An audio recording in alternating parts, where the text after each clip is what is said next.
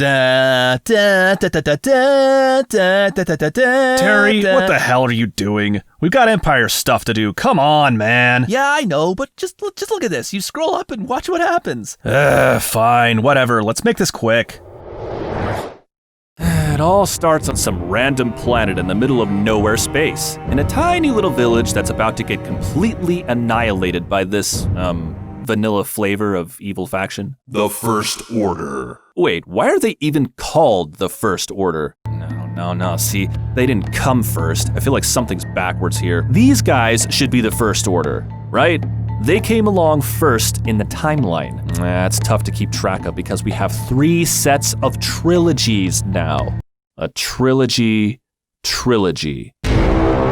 A trilogy within a trilogy, within a trilogy, within a trilogy. Hold on, let me get my calculator. And in all of this glorious, and sometimes not so glorious, Star Wars content, there have been 3 different kinds of troopers. 3 troopers for 3 trilogies. Hey, do we get 3 wishes also now that Disney owns Star Wars? Just asking. So I think this First Order set of troopers should definitely be in last place. I came in 3rd. Yeah, which is last. Which is 3rd. Last. In the world. Oh, I'm sorry, 3rd place. Why is that, you may ask? Well, because look at these duckbill-looking jackasses. I can't take them seriously when they look like something that floats in my bathtub. Or my toilet. So because these guys came along first in the timeline, I think it's only fair they should be called the First Order. If that's the hollow naming scheme we're going to continue to go with. So that would naturally make these guys the Second Order, right? Okay, so then what follows next is you got to make these guys the Third Reich, thus completing the trilogy. What's that? What did I call them? No, why would I call them that? That's outlandish. Why would I have reason to compare them? The First Order! Nazi! Oh. Wow. You guys couldn't be more on the nose about this if you were Hitler's mustache. Like, who was this ridiculous 2-dimensional, over-the-top, nonsensical characterization even for? Mr. Abrams, I do say, this movie's evil faction is too obscure. How are we supposed to know where they stand morally unless they blurt out the most evil things imaginable? Yes. And how about that Hux fellow? Where does he stand in all of this? And then JJ's like, remember Hitler? Hitler bad. Hux bad. Huxler? Anyway, a bunch of duckbill dudes hop out of some shippy ships and start utterly torching these poor villagers. Then a black-suited helmet guy shows up and... No, not him. There we go. They're kind of similar, but this one's way more... angsty. Wait, how did you even hide that much hair under that helmet? It seems like he'd suffocate, you know? Just choke on his own hair. I mean, he is kinda whiny, though. It's like JJ forgot all about how whiny Anakin was in the prequels. Hey, sir? Yeah? So, I was going over the character sheet for this young villain, and, well... What is it? Well, he's got long hair, is very powerful with the Force, and kinda angsty. So? Well, I mean, it's just, we already have a character pretty much exactly like that. Anakin Skywalker from the prequels. And his musings about sand never really stuck with the audience. Well, hey, like granddad, like grandson, though, am I right? Fair enough, but could we maybe, I don't know, make him a bit more imposing? I have some ideas written here of how we could improve. You know what? This is fantastic. Thank you. Let me just keep this right here.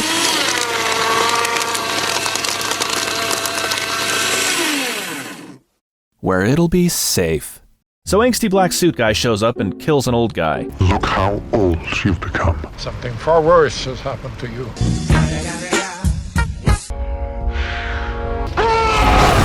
Just a few moments ago, that old guy gave a thing to another guy, 𝗨𝗪𝗃𝗗𝗏, who then gave the thing to some rolling metal testicle thing.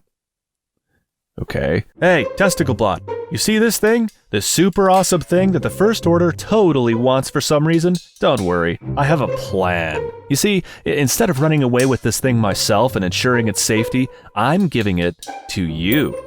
What?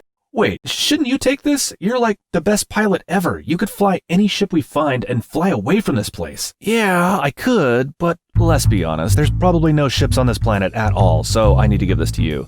Well, what are you gonna do? Who, me? Oh, I'm totally gonna get captured. What? Don't worry about it. It's gonna be hilarious. But you need to take this thing to the Resistance, okay? No one will even think twice about searching you because you're a droid. I'm not even going to begin to explain what is wrong with this logic. Just, should we start with how I can't fly a ship? You can't? I don't have any arms. Don't worry about this. You got this, man. Hey, TesticleBot. What? I believe in you, TesticleBot. Oh, look, we are way out in the boonies here. The first person I see is gonna either scavenge me for parts or use me for target practice. You could at least walk up and talk to people without fear of getting immediately robo-raped on sight, you stupid, arrogant ass. All right. Good point, I guess. Would hate to see you turn into a toaster or something. Well... Lego my egos? And with that, TesticleBot set out to wander the empty desert for a while. I've been through the desert on a horse with no name. And after playing that exact song on repeat for 17 hours straight, this happened. Hey, leave him alone. What are you doing? I'm trying to collect this metal thing. This is what I get for trusting people. Next time I see Poe, I'm wrecking him. Wrecking ball style. Don't you lay a hand on him. Leave him be. Why? I'm a junker, just like you, apparently. I'm not a junker. I'm waiting for my parents. Wow. You must have been born in Egypt. What? Because you're in denial. You know what? Never mind. Look, I found this thing first, so I'm gonna take him and sell him for, like, I don't know, 60 portions of Soylent Green or whatever.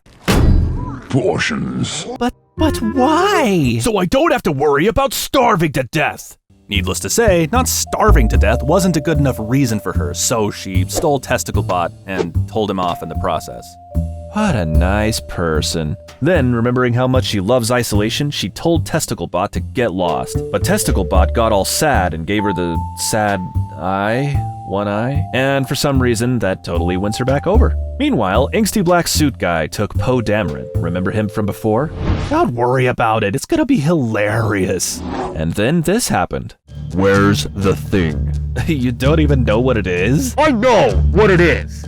It's a map to Luke Skywalker. So I'll ask again. Where's the map? Where's the map? Fine, I'll just force read your mind or whatever. Where's the map? You have to say map. Where's the map? I think you have to say it again. Where's the map? I'm the man! Angsty Black Suit Guy leaves with the information he needs and tells his subordinate, Hux, to look for a droid on the planet. Which of course means Poe's whole grand plan of turning Metal Gear Solid over there into Solid Snake didn't exactly pan out. How you doing there, Poe? What? He found out? Damn it! How? He's a mind reader. What, fricking seriously? Yeah, that's what they went with. That's way too convenient. Soon after that, FN 128-217-21-90210, whatever. Look, they call him Finn later on, so that works. Finn was one of the duck-billed dudes from the raid on the village earlier. He decided he'd had enough of Phasma's bullshit and decides to free Poe so that Poe could fly him away from the First Order. They board a TIE fighter, play some tetherball for a bit, and then they break free and fly away. Then they crash on Jakku. But when they crash, Finn's like, oh no, where's Poe? He's gone. But then he finds his jacket, just chilling there inside the wreckage. More on that later. And then Finn wanders off and finds another village, and because he's so thirsty, he risks getting hepatitis A through E, drinking sewer water next to what the hell is that? What is that? Moof milker. You know what? Perfect. We'll go with that. Thanks, Han. And then Finn meets Rey. Ow, why'd you hit me? This droid says your jacket belongs to his master. Lady, Do you have any idea how big the galaxy is?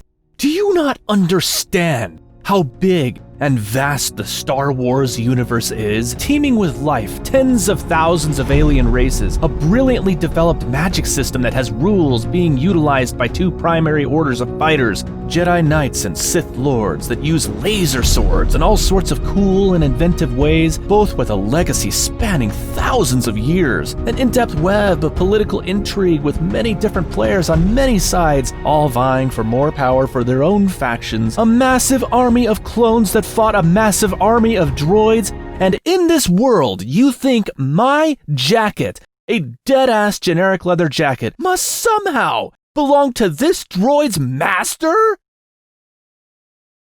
What's Star Wars? Yeah, well, you know what? This was his jacket! He died. Aww. And then Finn and Rey shake hands and make up just in time to be shot at. Can't sit in the moment even for a little bit, can we, JJ? They board a ship. Nope, not that one. That one, because of course it's that one. They fly around for a while, whipping and weaving through old derelict Star Destroyers. They got lots of cool explosions, loop-de-loops, and whatnot. They pull off some extremely lucky maneuvers for a stormtrooper and a junker. I'm not a junker! Yes, you are. They fly away and... Wait, they don't hyperspace away? Hold on. So they fly into orbit and they just stop? Because there's something wrong with the Falcon. They have to stop and fix it. But what the hell happened to the First Order Star Destroyer that was in orbit? Remember? The one that Finn and Poe escaped from? The one that had a vested interest in finding the map inside the droid that was on the planet? What happened to those guys? Sir, the stolen freighter has just left the atmosphere and it's just chilling right over there. Leave it. But, sir? You heard me. The plot must continue. What? So, okay, then some sort of big transport ship shows up and just schmoops them right up into its hangar bay. Sir, they're getting picked up by a large cargo freighter. Yes, cargo freighters, the semi-trucks of the sky. Sir? Ensign, if I have to stand here and make the case for plot armor every time something convenient happens to these people, I swear to Palpatine I will bitch slap you out an airlock. And not even Leia Poppins could save you. Right, so then basically the Falcon lands in the hangar, Han Solo and Chewbacca come aboard and have a nice little moment in their old home. And then Rey and Finn have to help deal with two rival gangs that both want to kill Han and also some giant angry crazy meatball monster things, just for good measure. And then they all leave aboard the Falcon. Not really sure what all that was needed for, but also not really sure why they don't eventually come back to collect that big cargo ship in the first place, as I'm sure it's a super valuable asset to the rebellion, but maybe they can't now because maybe that Star Destroyer finally did something! So the YT freighter has just entered hyperspace. So, fantastic! Open fire on the cargo vessel. We then travel to Taco Donna, so our heroes can talk to Orange Yoda. Orange Yoda takes one look at Finn and decides she knows how he thinks and what he wants to do, which he wants to run away. Later on, Rey goes downstairs and finds a crate with Anakin's lightsaber that was passed down to Luke. Wait, how the... A good question. For another time. Oh, goddamn you, JJ. She finds the lightsaber, touches it, has a, Force experience?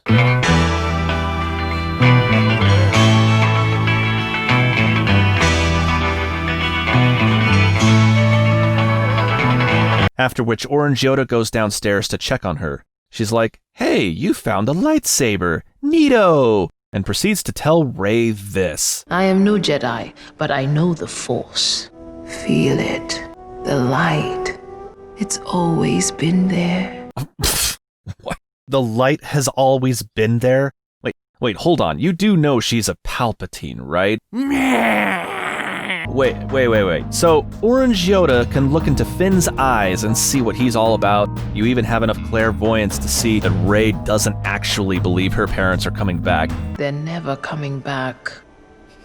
But you can't tell that she's a frickin' Palpatine? I feel like that would have been a revelation worth knowing, but in all fairness, I guess the writers didn't know she was a Palpatine at this point either. It was almost like doing a puzzle, where we had these certain puzzle pieces, and then we had to create puzzle pieces around that puzzle piece to fit. Translation, I'm working backwards for my own conclusions from a writing perspective, and I need this to sound way more clever than it actually is. Jamming different puzzle pieces in an actual puzzle is a cool way of getting visually interesting wall art. The problem with doing it in storytelling, however, is it makes no sense in a situation that desperately needs to make sense in order to successfully suspend our disbelief. I guess in theory, though, at this point, this isn't entirely JJ's fault. I mean, he was responsible for the disaster that was Episode 9, but at this point, it at least seems like he was trying to set up a sensible character arc for Rey.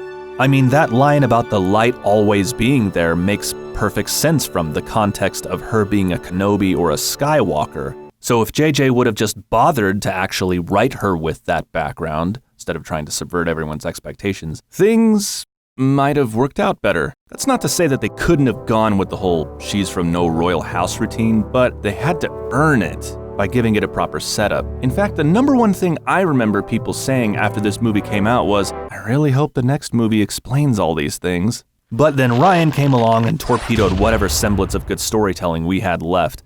And that's a whole new video, so moving on. Oh, by the way, there's a giant death planet now.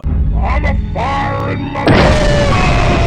And no, we never get to know where that came from, but it obliterates an entire solar system.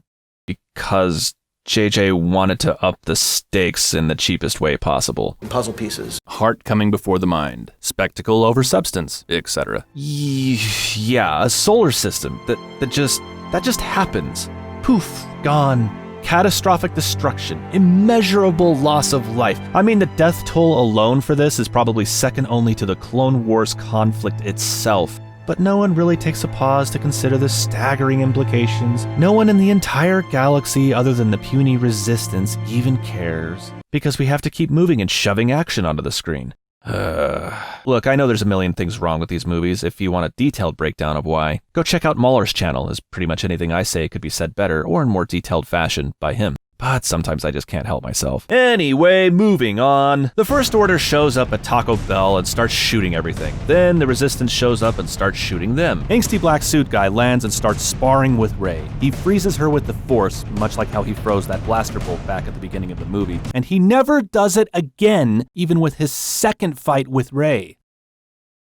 I'm gonna stop asking why. I need to stop asking why. Maybe his freeze ability has a limited pool, like maybe he runs out of freezy pop points or something. I don't know. Anyway, the battle is won, and Leia herself lands there. Has a nice little moment with Han. She's like, new jacket? And he's like, nah. What is this dialogue? So Han's like, I saw him. I saw our son. And Leia's like, okay. And they all fly off to the Resistance base in order to discuss the thing that just yeeted a solar system out of existence. So Finn's there, and he's walking toward the base, and he sees 𝗨𝗏𝗃𝗗𝗚. Yeah, Poe survived the crash. He's like, I was thrown from the crash and came to at night. I didn't see you or the ship. That's okay, but did you knowingly leave your jacket behind as you were being violently ejected across the desert? But aside from why Finn never found Poe's body in a basically flat-ish desert, I'm still wondering how the hell Poe even got off Jakku, since there were still a bunch of ground and air forces at this point, not to mention a fricking Star Destroyer!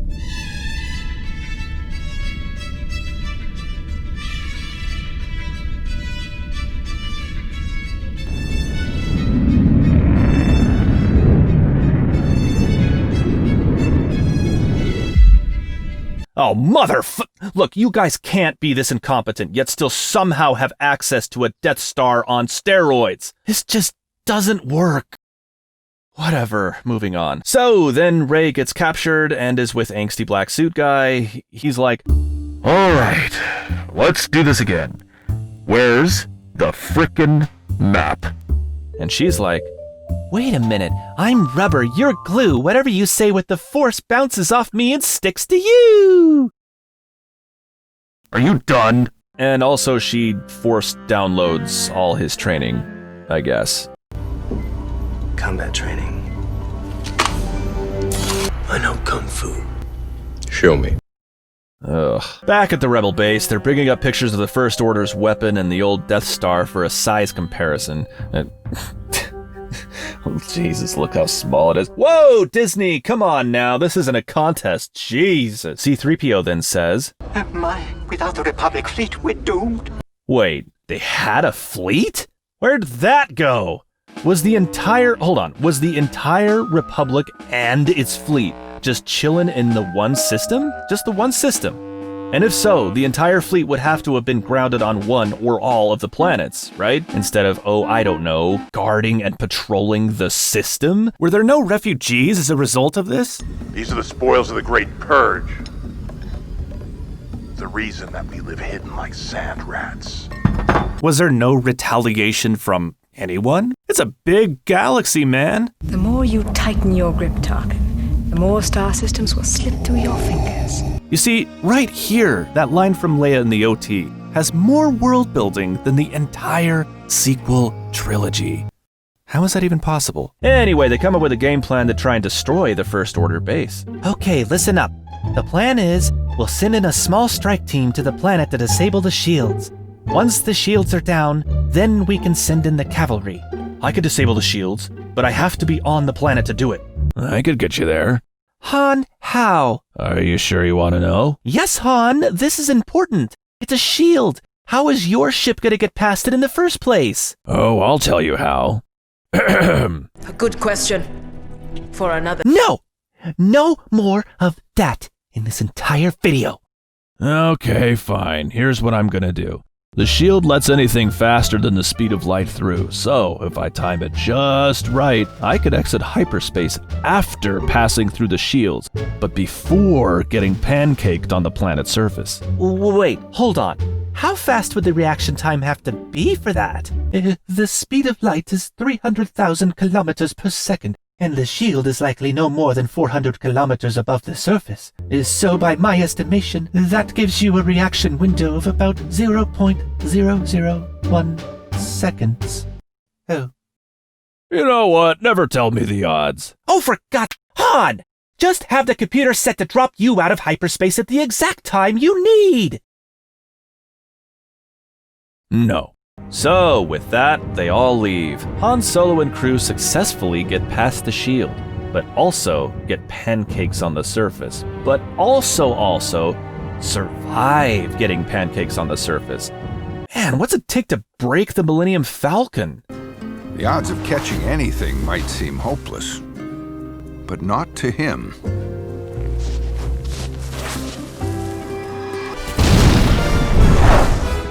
Finn, Han, and Chewie make their way towards the base, and Finn's like, Solo, we'll figure it out. So, anyone else notice how wildly different this Finn is with the earlier Finn that seemed cowardly and wanted to run at every chance he got? We all need to run. Does anyone know exactly what made him change his mind? I'm sorry, Orange Yoda, what was that? These are the eyes of someone who wants to run? Well, not anymore, apparently. Finn's a changed man, a manly man. No more of this cowardly running away nonsense. He's reached down deep, pulled out his own balls, and... I'm just here to get Rey. Wow. Okay, that... Wow. And then... Okay, wait, I'm sorry. Another quick side note. Look at those things. Do you see those things?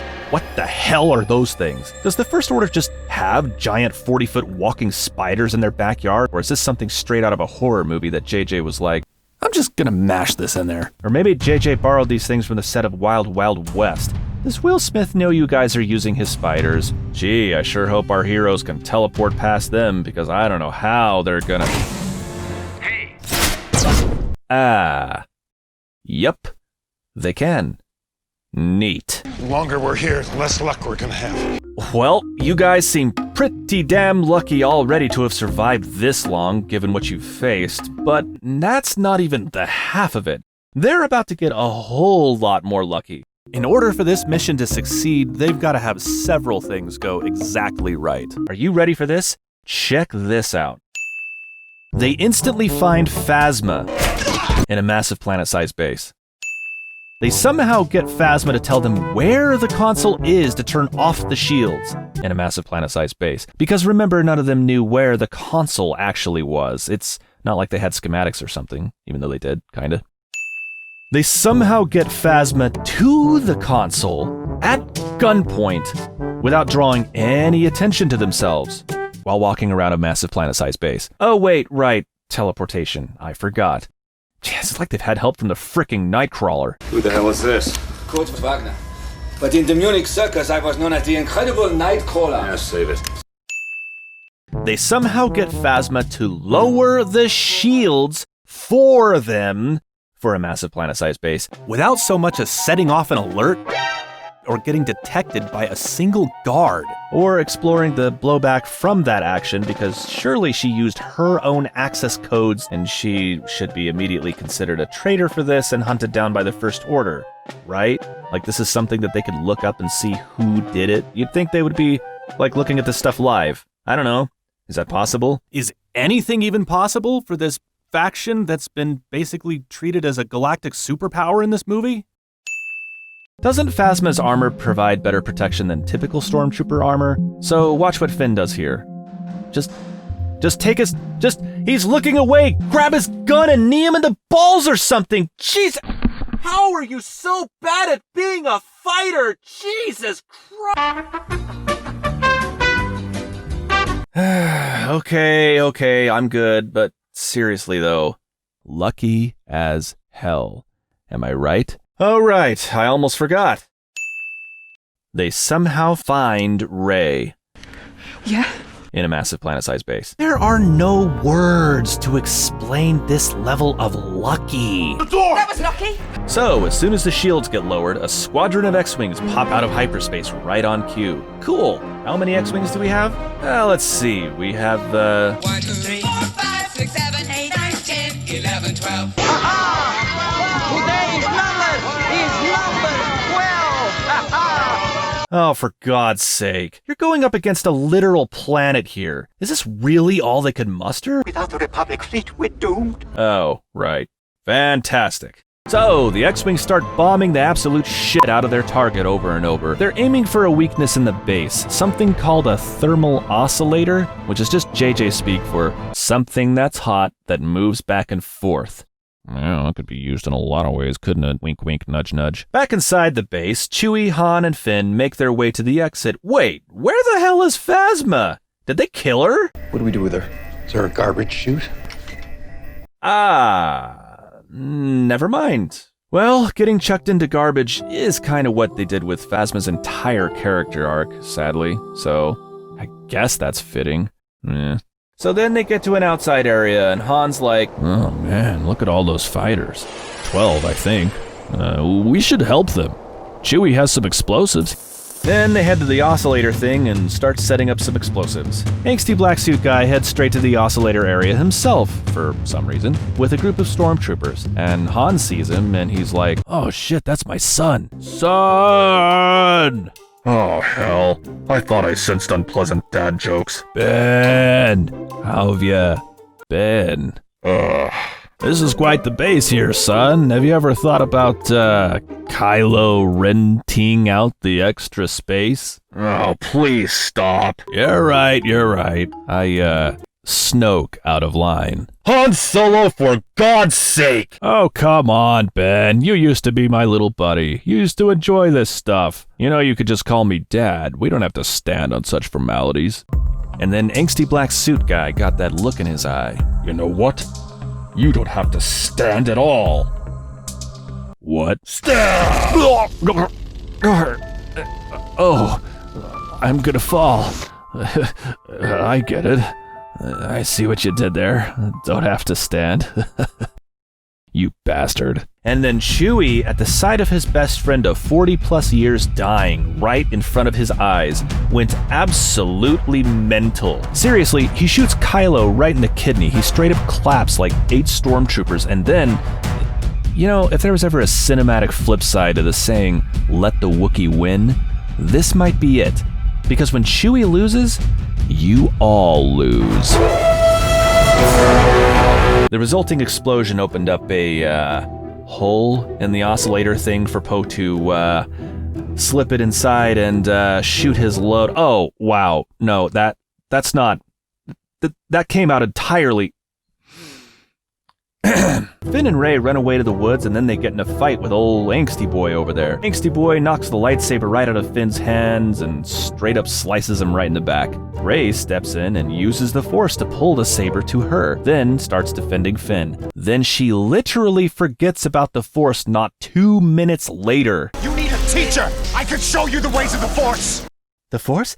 Oh yeah, the Force! And she turned Super Saiyan and the Jabberwocky went home or whatever, I don't know. You know, why is he struggling? Can't he just freeze her like he did before? That's not how the Force works. Oh, fine. Thanks, Han. So Rey leaves to collect Finn, and since Chewie and the Nightcrawler conveniently teleported all the way to the Falcon and knew exactly where to find Rey, he was there to pick them up. Convenient, and none too soon. Remember the plot of that disaster movie 2012?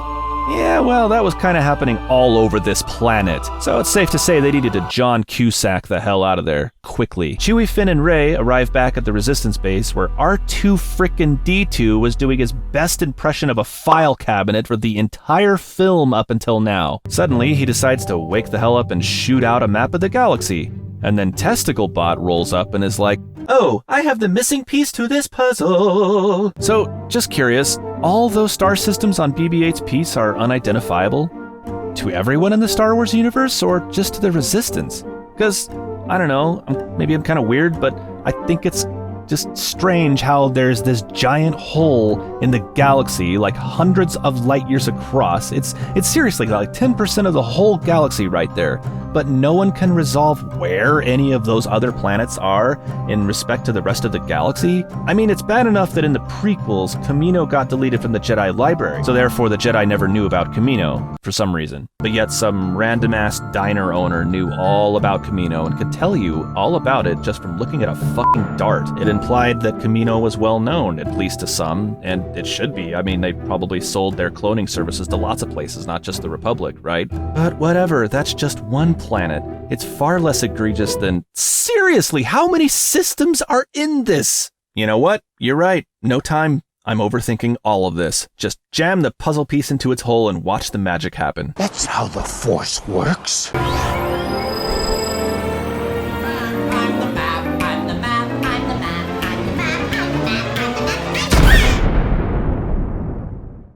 The map, it is complete. So, Rey has the map to Luke Skywalker, and she's headed now to go find Luke Skywalker, who we've all been dying to see for this entire movie. Luke Skywalker. She's got Chewie and R2 along with her too, so that's cool. The map takes them to a beautiful, lush planet that is absolutely infested with space cat penguins.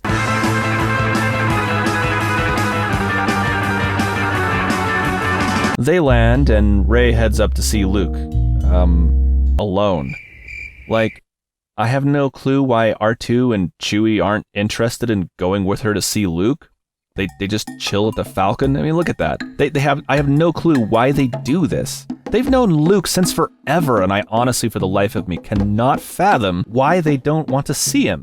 But whatever, maybe we'll get more on that in the next movie. Sounds nice. Prepare to be surprised. Rey walks up some stairs and there he is. The myth, the man, the legend. Oh, this is gonna be great. Luke Skywalker himself. Oh, look, she's handing him his own saber. Oh man, this is gonna be good. What's he gonna say? What's he gonna say? He's gonna have something wise to say, right? This is our hero of 40 plus years. He's gonna have the wisest...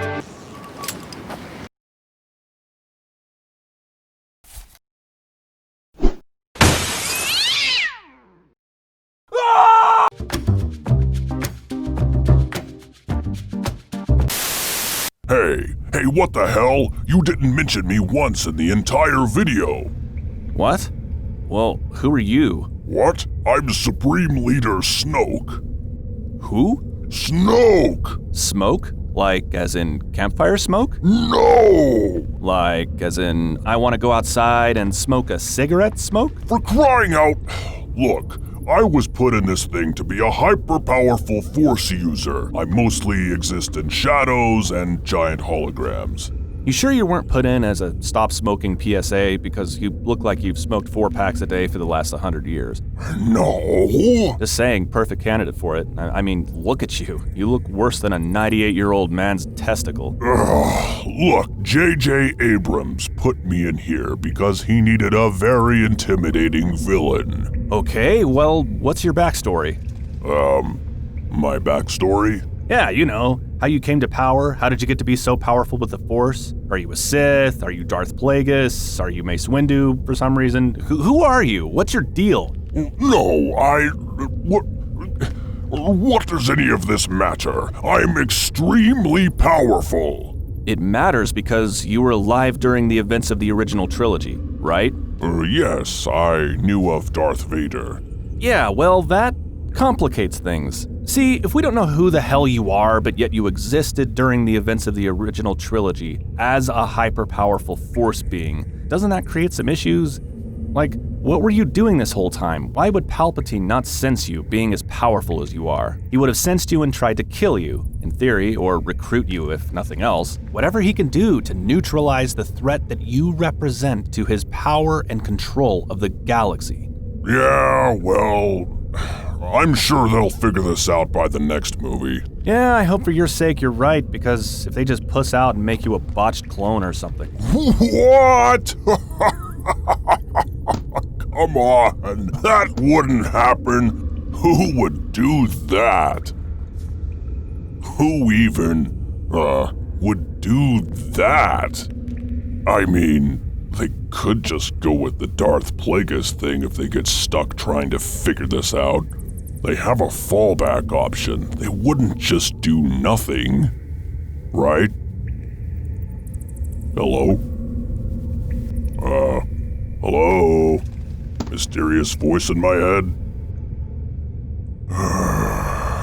I've got a bad feeling about all of this.